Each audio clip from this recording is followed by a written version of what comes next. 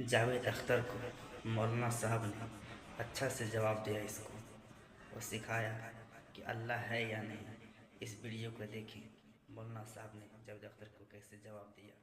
चलो ये शमाइल नदवी जी 10 मिनट अपनी दलीलें आप लोगों के सामने रखेंगे। उसके बाद जावेद अख्तर साहब 10 मिनट अपनी बात रखेंगे। उसके बाद जिसको हम अंग्रेजी में रिबटल कहते हैं, एक जवाबी दौर रहेगा कि आपने जो कहा मैं उससे मुतमईन हूं कि नहीं हूं, और हमने जो कहा। इसके बाद बहस का राउंड 2 शुरू होगा। दोनों विद्वानों को फिर से 7-7 मिनट का वक्त मिलेगा और इसके बाद रिबटल राउंड 2 होगा 5-5 मिनट का। इसके बाद एक दूसरे से सवाल जवाब होंगे। इसके लिए हमने लगभग 16 मिनट का वक्त तय किया है। अब ये सवालों की प्रकृति पर निर्भर करता है कि कितने सवाल होंगे, इसीलिए हमने वक्त की पाबंदी रखी है। और इसके बाद आखिरी में 5-5 मिनट का वक्त दोनों विद्वानों को एक बार फिर से दिया जाएगा अपने क्लोजिंग आर्ग्यूमेंट के लिए। और उसके बाद जो इस बहस के लिए सबसे जरूरी चीज है कि आप और हम और इंटरनेट पर देख रहे लाखों करोड़ों लोग, उनके सवाल जवाब होंगे। तो आप लोग जो यहां मौजूद हैं, आपके हम कुछ सवाल लेने की कोशिश करेंगे। 30 मिनट का वक्त हमने उसके लिए तय कर रखा है। इस तरह से ये 2 घंटे की बहस पूरी होगी। 2-3 बुनियादी बातें हैं जिनका हमें ध्यान रखना है। किसी भी किस्म की नारेबाजी में हमें शरीक नहीं होना है। ये हल्ला गुल्ला नहीं है, क्योंकि पूरी दुनिया देख रही है, तो एक नजीर कायम करनी है, एक उदाहरण लोगों के सामने रखना है कि पढ़े लिखे लोग इत्तेफाकी और ना इत्तेफाकी रखते हुए भी, एक दूसरे से सहमति और असहमति रखते हुए भी बात कह सकते हैं। यहां पर मेरे जेएनयू के प्रोफेसर बैठे हैं, पुरुषोत्तम अग्रवाल जी, जिन्होंने हमें क्लास में सिखाया है कि सहमति का साहस और असहमति का विवेक, और इसका ठीक उलट भी, ये बड़ा जरूरी है। दूसरी बात, ये किसी एक धर्म के बारे में बहस नहीं है, ये बात सबको स्पष्ट होनी चाहिए। किसी धर्म को महान बताने या किसी धर्म को कमतर बताने की ये बहस नहीं है। तो यदि कोई इस उम्मीद से देख रहा है या यहां आया है, तो मैं आपको आश्वस्त करना चाहता हूं कि आपको नाउम्मीदी हाथ लगेगी। इस बहस में बहुत ज्यादा धार्मिक प्रतीकों के इस्तेमाल को लेकर भी ये दोनों लोग जो अभी आपको गंभीर दिख रहे हैं, भले लोग हैं। कल शाम को चाय पर मिले थे, बहुत हंसी मजाक भी इनके बीच हुआ था और गलबैयां डालते हुए एक तस्वीर भी हुई थी। ये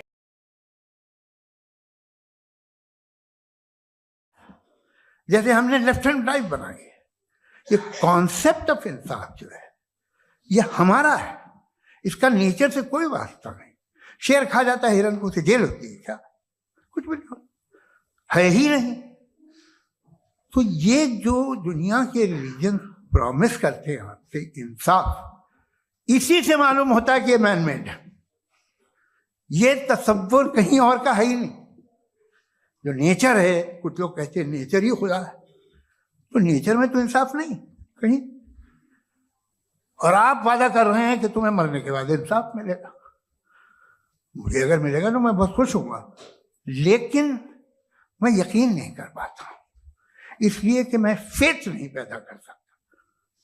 The very fact that religions demand faith, इसका मतलब है कि उनके पास जस्टिफिकेशन नहीं है। अच्छा था, फिर रिलीजन अगर मॉडरेशन में है, कोई सा भी नहीं, वो आप में कुछ खूबियां भी पैदा करता होगा। देखिए उससे ये फायदा है, वो फायदा है। अल्कोहल जो है वो ज्यादातर दवाओं में यूज होती है, और एक सर्वे किया गया था अमेरिका में कि लॉन्जेटिविटी किन लोगों की है। तो एक तरफ वो लोग थे जो शराब पीते ही नहीं थे, और एक तरफ वो थे जो एक बोतल शराब रोज पीते थे। सबसे ज्यादा लंबी उम्र उनकी है जो 2 पैक नाप के शराब पीते हैं और खाना खाते हैं। मगर हम शराब को बुरा समझते हैं, मैं भी बुरा समझता हूँ। क्यों? ऐसा होता नहीं। कुछ चीजों में आदत होती है जो बढ़ती है। आज तक में एक आदमी दूध पीता है, आप 10 साल बाद भी मिलेंगे तो एक ही गिलास पीता होगा। ऐसा नहीं होता, सुबह से दूध पीता रहता है। मिल्कोहलिक मैंने नहीं देखे, अल्कोहलिक होते हैं। ये टेंडेंसी है मजहब की कि वो बढ़ता है, जैसे कैंसर बढ़ता है, जैसे शराब बढ़ती है। कुछ लोग होंगे जो उसे सही तरह से यूज करते। मुझे यकीन है कि हमारे मुफ्ती साहब भी उनमें से एक, इनसे बहुत खुशी हुई मुझे इनसे मिलकर। लेकिन कितने लोग हैं कि आज आप देखते हैं दुनिया में जो तबाहियां हैं, इनमें कितना हाथ है उन लोगों का जो बिलीवर कहते था मजहब ये नहीं कहता, ना कहता होगा, मगर जब ये मजहब पीते हैं तो ऐसे बिहेव करते हैं। थोड़ा सा अगर हो तो शायद बहुत अच्छी बात, लेकिन शराब थोड़ी सी नहीं रहती, उसमें टेंडेंसी है पहले। थोड़ा सा अगर 2-3 कैंसर के सेल हो ना बॉडी में तो आदमी स्लिम रहेगा, लेकिन वो 2-3 सेल नहीं रहते, वो मल्टीप्लाई होते हैं। जावेद साहब टाइम पूरा हो गया। टाइम हो गया तो बस बात खत्म हो गई। अच्छा, मुझे कुछ और कहने को था भी नहीं। जी, मैं पहले जवाबी दौर के लिए इनवाइट कर रहा हूं मुफ्ती साहब को। Your rebuttal round 1, you have 7 minutes।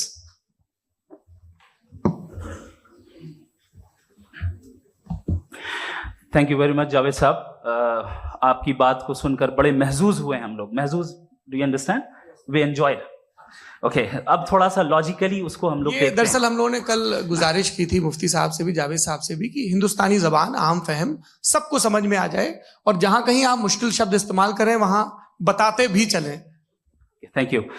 तो सबसे पहले हमारे रिस्पेक्टेड जावेद साहब ने हवाला दिया कि खुदा फानी है, कितने मजहब आगे चले गए, किसी ने जुपिटर को खुदा माना, किसी ने किसी को माना। मैं कहता हूं जिसने कॉन्टिंजेंट चीज को खुदा माना, गलत माना, वो खुदा ही नहीं, वो खुदा ही नहीं है। हम तो नेसेसरी बीइंग को साबित करने बैठे हैं, वो नेसेसरी कॉज जो इटरनल है, जो अबदी भी है और अजली भी है। हम किसी और को साबित करने नहीं बैठे। दूसरी चीज उन्होंने कहा कि फेथ एंड बिलीफ, ये एक ऐसी डेफिनेशन है फेथ की जो इन्होंने पहली मर्तबा पेश की है, या माफ कीजिएगा इन्होंने पहली मर्तबा पेश नहीं की है, रिचर्ड डॉकिंस ने पहली मर्तबा पेश की है। मुझे मालूम है ये सोर्स कहां से है। एपिस्टेमोलॉजिकली फेथ और बिलीफ का फर्क आप इस तरह नहीं कर सकते सर। फेथ सही भी होता है, गलत भी होता है, बिलीफ सही भी होता है, गलत भी होता है। जो लॉजिक, रीजन और एविडेंस से बैक्ड होगा वो फेथ सही होगा। और आप जिस फेथ की बात कर रहे हैं कि इलॉजिकल है और उसके पीछे नहीं है, तो we are on the same page. हम नहीं मानते उस फेथ को, जो फेथ ऐसा हो जिसके पीछे कोई लॉजिक ना हो, एविडेंस ना हो, हम नहीं मानते। हम तो उस फेथ के कायल हैं जिसके पीछे लॉजिक हो और एविडेंस हो। तो बिलीफ सही भी होता है, गलत भी होता है, फेथ भी सही होता है और गलत भी होता है। तो आज फेथ और बिलीफ के डिफरेंस पे बात नहीं हो रही। आज आप चाहे फेथ एक्सेप्ट कर लें या बिलीफ एक्सेप्ट कर लें, आज ये बात होगी कि ट्रूथ क्या है, चाहे ट्रू बिलीफ सही है या ट्रू फेथ सही है, और फॉल्स फेथ क्या है और फॉल्स बिलीफ क्या है, बात इस पे हो रही। दूसरी चीज इन्होंने पूछा स्टुपिडिटी फिर क्या है। अगर फेथ रिलीजन स्टुपिडिटी नहीं है तो और क्या है? चूंकि फेथ का मुतालबा करते हैं तो स्टुपिडिटी क्या है? मैं कहता हूं स्टुपिडिटी एथिज्म है। उसकी वजह यह है कि आप एक सड़क पे जा रहे हो और आप किसी गार्डन में जाएं और देखें वहां लिखा है फूलों के साथ, I love Javed Akhtar, and I really do, I love you sir. सो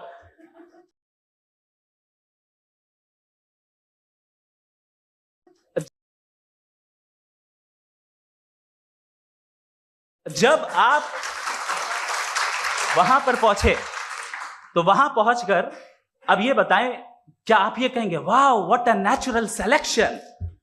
ये क्या नेचुरल सिलेक्शन है? नहीं, ये प्रिसाइजली डिजाइंड है, इसके पीछे डिजाइनर है।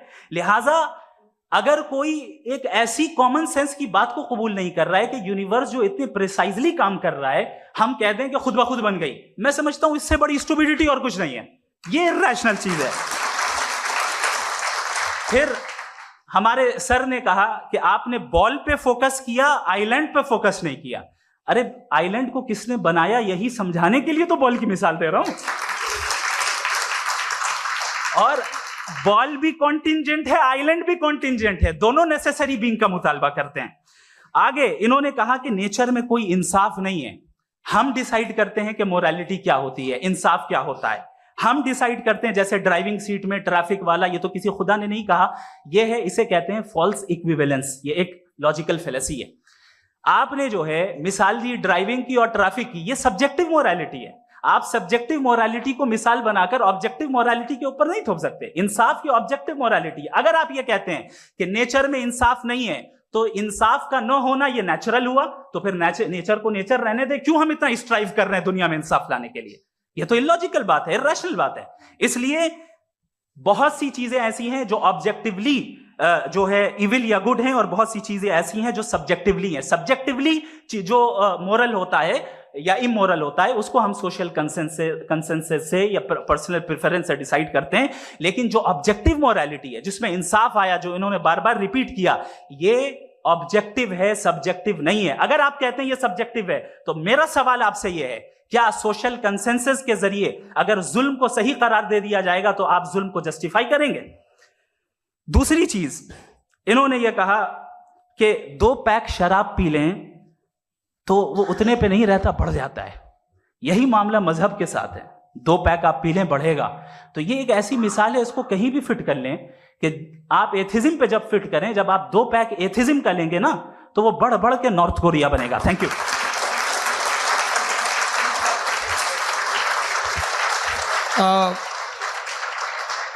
फर्स्ट राउंड के रिबटल के लिए मैं जावेद साहब को इनवाइट कर रहा हूं। आपके पास 7 मिनट का वक्त है, रीसेट कर दीजिएगा प्लीज।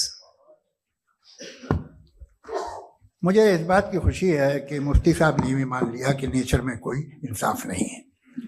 तो कोई भी चीज़ जो इंसान ने नहीं बनाई है उसमें इंसाफ नहीं होता है। एक बात मैं आपसे अर्ज करूं, जरा पता लगा लीजिएगा, ये जो आप बाग में जाते हैं बेहद खूबसूरत फूल देखते हैं ना, इनमें से कोई नेचुरल नहीं है। ये सारे फूल क्रॉस करके बनाए गए हैं। जो जंगल में फूल होते हैं निहायत मामूली होते हैं, ये फूल इंसानों ने बनाए हैं। जो आप बाग में देख के वाह वाह कहते हैं, ये इंसानों के बनाए हुए हैं। डिफरेंट फूलों को क्रॉस करके, डेवलप करके, फिर क्रॉस करके इस तरह से बनाए गए। नेचुरल फ्लावर नहीं। किसी जंगल वीरान में जाके आप गुलाब के फूल नहीं देखेंगे। ये सब बनाए हुए इंसान ने, बहुत से काम इंसान ने किए हैं। बाकी है कि आपने मेरी एक बात का जवाब नहीं दिया, जिससे मुझे शिकायत है कि फेथ क्या है और आप फेथ मांगते क्यों हैं मुझसे? आप तो लॉजिकल हैं, आपके पास तो सारे रैशनल हैं, आपके पास सारे सबूत हैं, तो आपको फेथ की डिमांड क्यों करते हैं कि भाई तुम सरेंडर कर दो और सवाल मत करो? कोई मजहब सारे सवाल करने की इजाजत नहीं देता है और मना करता है कि दादा सवाल ना करो, बह जाओगे तुम। आप क्यों रोकते हैं? हकीकत यह है कि इंसानी तारीख क्या है। इंसानी तारीख ये है कि दुनिया में 2 तरह के लोग हुए हैं। एक वो जिन्होंने अपनी लाइल्मी की परस्तिश की है, दूसरे वो जिन्होंने अपनी इग्नोरेंस या लाइल्मी से झगड़ा किया है और मालूम किया है कि क्या है। ये जो आप कह रहे हैं, आज आप हैरान हैं कि भाई ये यूनिवर्स कैसे बनी। लोग हैरान थे कि सूरज डूबता है तो इधर से कैसे निकलता है। और आप एक कदम जाके हमेशा का मानने को तैयार है, एक कदम पीछे ही मान जाइए। भाई आप इसके बाद जाते हो, कहते सवाल ना करना कि ये कहां से आया, ये पावर तो हमेशा से हमेशा रहेगी। तो आप यूनिवर्स के बारे में मानने में क्या तकलीफ है? एक कदम पहले रुक जाइए। ये हमेशा से थी या नहीं थी हमें मालूम नहीं है। और ये कहना कि हमें मालूम नहीं है, कमाल ये है कि दुनिया के सारे मजहब सब जानते हैं ये दुनिया कैसे बनी थी, कैसे मिटेगी, मरने के बाद क्या होगा, इनको सब इल्म है। इनको किसी को डायनासोर होते थे पहले ये नहीं पता था, किसी को नहीं पता। किसी भी दुनिया की मजहबी किताब में डायनासोर का जिक्र नहीं है। लेकिन बाकी सब बातें, how to make universe in 4 easy lessons and बाकी सब पता है। जिसको सब पता है वो गड़बड़ है। हम में ये इंकिसार, ये ह्यूमिलिटी होनी चाहिए कि हम ये कहें कि हमें ये बहुत सारी बातें नहीं मालूम, लेकिन हम उनकी परस्तिश ना करना, अपनी लाइल्मी को की परस्तिश ना करें, हम उसे पता लगाने की कोशिश करें। जिस दुनिया में आप बैठे हैं सर, ये हॉल जो है, ये इलेक्ट्रिसिटी जो है, ये माइक जो है, जिस हवाई जहाज से आप आए थे, वो जिस कार से आप यहाँ आए हैं, ये सब उन लोगों की बनाई हुई है जिन्होंने सवाल किए थे।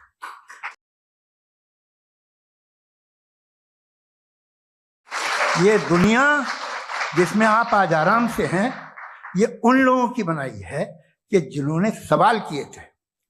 और हर स्टेज पे इन सवालों को मकरूह कहा गया था, गलत कहा गया था। आप जरा तारीख पढ़िए, एक बड़ी दिलचस्प किताब है बर्ट्रैंड रसेल की, जिसमें उसने रिलीजन एंड साइंस कि कब से रिलीजन जो है साइंस के अगेंस्ट है। और हद तो यह है कि भाप के इंजन के खिलाफ थे। स्टीम इंजन के भी खिलाफ थे, वो फतवे हुए उन पे, वेटिकन ने दिए। तो ये हमेशा, अभी जैसे ही ये राइट विंगर आते हैं अमेरिका में पावर में, तो वो जो अपना ये क्या बोलते हैं उसे, सीड क्या बोलते हैं, सीड क्या जो, हाँ नहीं सीड जो होते हैं जैसे जी नहीं भाई, वो जो ह्यूमन बॉडी के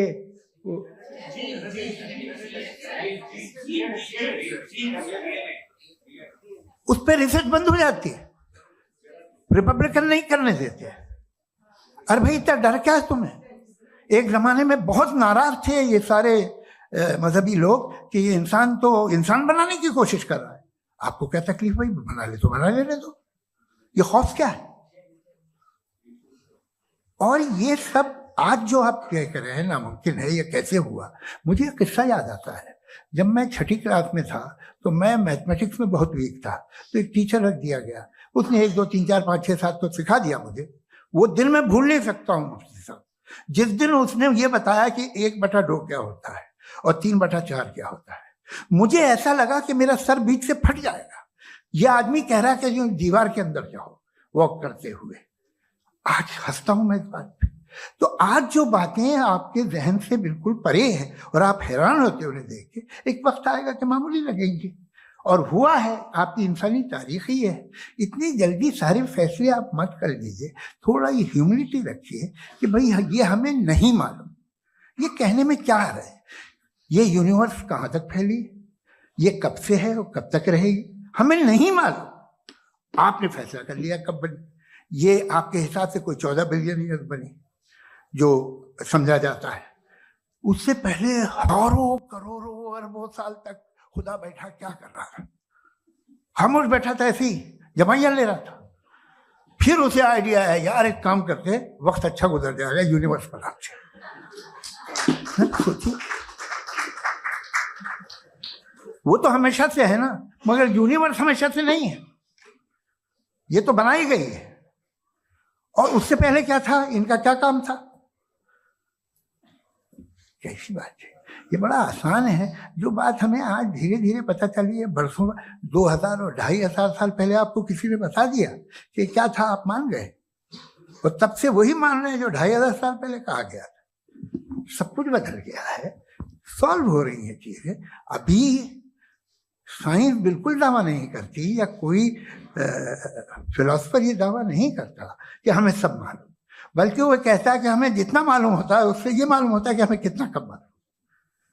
तो हम अपनी जहालत से लड़े, उसकी परस्तिश ना करें। जी, time, thank you so much. मैं तर्कों की श्रृंखला में राउंड 2 के लिए मुफ्ती साहब को आमंत्रित कर रहा हूं। आपके पास एक बार फिर से 7 मिनट का वक्त है। शुक्रिया। जनाब जावेद अख्तर साहब कई मर्तबा दोहरा रहे हैं कि फेथ का मतलब बताइए, फेथ का मतलब बताइए। मैंने बता दिया, फेथ सही भी होता है, गलत भी होता है। और आज हम फेथ पे बात नहीं कर रहे, हम ट्रुथ और डज गॉड एग्जिस्ट पे बात कर रहे हैं। क्या डज गॉड एग्जिस्ट, ये ट्रुथ यानी गॉड है या नहीं है, इसमें से दोनों ट्रुथ क्या है। अब आप उसे फेथ कह लें, बिलीफ कह लें, नॉट माई बिजनेस। उसके बाद आपने कहा कि भाई सवाल करने से मजहब रोकता है। मैं कहता हूं जो रोकता है वो रोकता होगा, मैं नहीं रोकता, बल्कि सवाल करें, सवाल करना चाहिए। सवाल कर करके तो हम आगे बढ़ते हैं, तरक्की करते हैं, और इसीलिए मैं आज यहां पे आया हूं। लेकिन सवाल सिर्फ खुदा से नहीं होगा, आपसे भी होगा। सवाल एथिज्म से भी होगा, सवाल सिर्फ मजहब से नहीं होगा, सबसे होगा। और आज मैं सवाल करूंगा और उम्मीद है कि आप जवाब देंगे। अभी तक आपने वैसे कॉन्टिंजेंसी आर्गुमेंट का कोई जवाब नहीं दिया। चलें, आपने कहा यूनिवर्स के बारे में इटर्नल क्यों नहीं बोल देते। ये चूंकि लॉजिकली पॉसिबल ही नहीं है कि यूनिवर्स इटर्नल हो। यूनिवर्स एक कॉन्टिंजेंट चीज है जो टाइम एंड स्पेस के पाबंद है, टाइम एंड स्पेस से बाउंड है। जो टाइम एंड स्पेस से बाउंड होगा वो कॉन्टिंजेंट होगा, जो कॉन्टिंजेंट होगा वो उसकी बिगिनिंग हुई होगी, जिसकी बिगिनिंग हुई होगी वो इटर्नल नहीं हो सकता। ये तो कॉमन सी बात है। आपने कहा कि किसी मजहबी किताब में डायनासोर का जिक्र नहीं है। अफसोस कि आज तक किसी मैथमेटिक्स की किताब में मुझे डायनासोर का जिक्र नहीं मिला।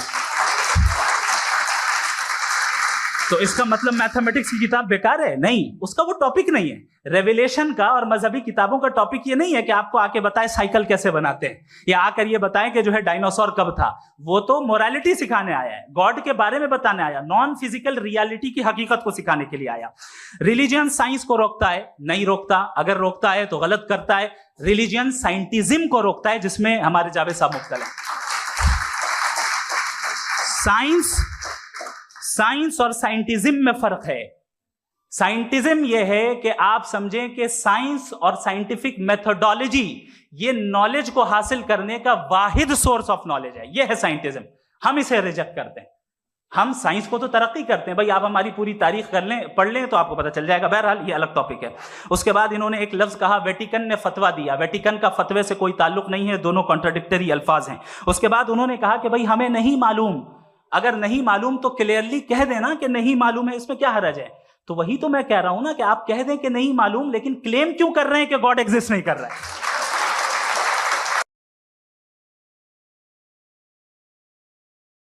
नाइस।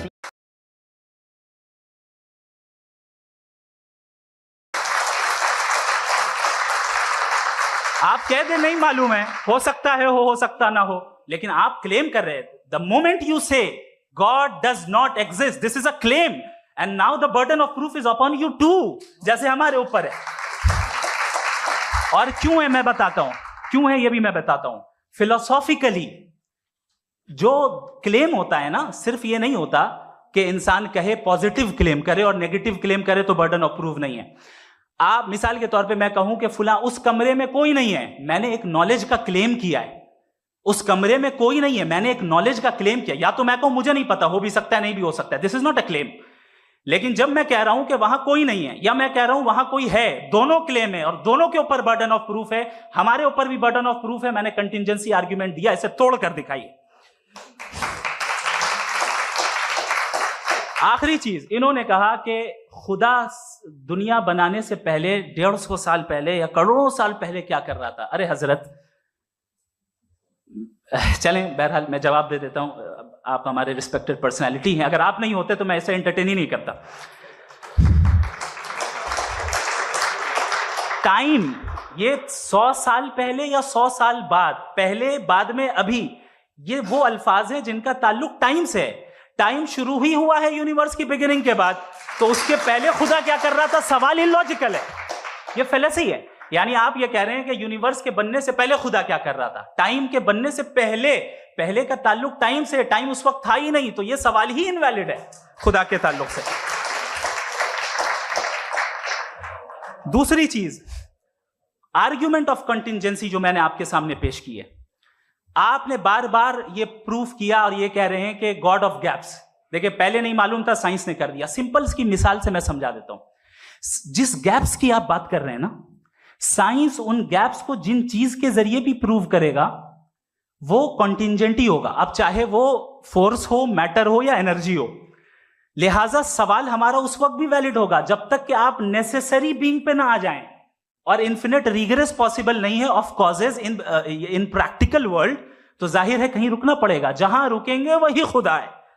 दूसरी चीज, आपने ये कहा, क्या कह रहा था मैं, किस पॉइंट को? What? Oh no, after that, just now. हाँ, जहां रुकेंगे वही खुदा है। बहरहाल, तो टाइम का जिक्र हो गया, गॉड ऑफ गैप, सॉरी, या इसकी एक मिसाल आप ले लें। एक कार है, एक साहब ने देखा कि भाई कार जो है उसके व्हील्स कितने अच्छे लगे हुए हैं, सही जगह पे। स्टीयरिंग जो है कितने अच्छे जगह पे लगी हुई, और सीट्स कितने वेल डिजाइंड है, कितनी प्रिसाइजली ये कार काम कर रही है। तो जरूर कोई ना कोई इसे क्रिएट किया है, किसी ने क्रिएट किया है। अब जावेद साहब आए और कहे, अरे जनाब बोनेट खोलिए, इसमें इंजन है, इंजन इस कार को चला रहा है, hence prove no one has created the car. This is illogical, this is irrational. आपने इंजन के जरिए उस गैप को तो साबित किया, लेकिन क्या उससे कार की जो क्रिएशन है और उसका जो क्रिएटर है ये इम्पॉसिबल हो जाए? ऐसा पॉसिबल है? उसका सवाल खत्म हो जाए, ऐसा पॉसिबल है? नहीं। आपने गैप्स को फिल करके, कॉन्टिंजेंट चीजों से गैप्स को फिल करके हमारे ऑब्जर्वेशन को और ब्रॉड कर दिया। अब हमें और पता चल गया कि ये जो कार है इसका सिस्टम कितना ज्यादा कॉम्प्लेक्स है। पहले कम समझते थे, अब कॉम्प्लेक्सिटी और ज्यादा वाजे हो गई। अब हमें समझ में आ रहा है कि हमारी सर्टेनिटी और बढ़ गई कि जरूर इस कार को किसी ना किसी ने बनाया। यही मामला यूनिवर्स का है। साइंस हमेशा फिजिकल वर्ल्ड की चीजों को ही फिल करती जाएगी और फिजिकल चीजों से ही करती जाएगी, क्योंकि एम्पिरिकल एविडेंस का ताल्लुक फिजिकल वर्ल्ड से है।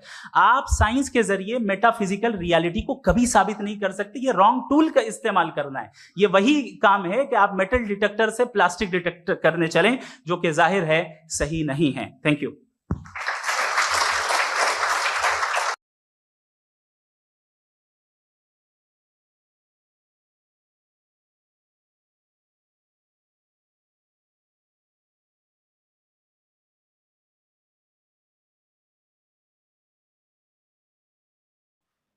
मुफ्ती सामिर साहब ने अच्छा जवाब दिया कि खुदा है।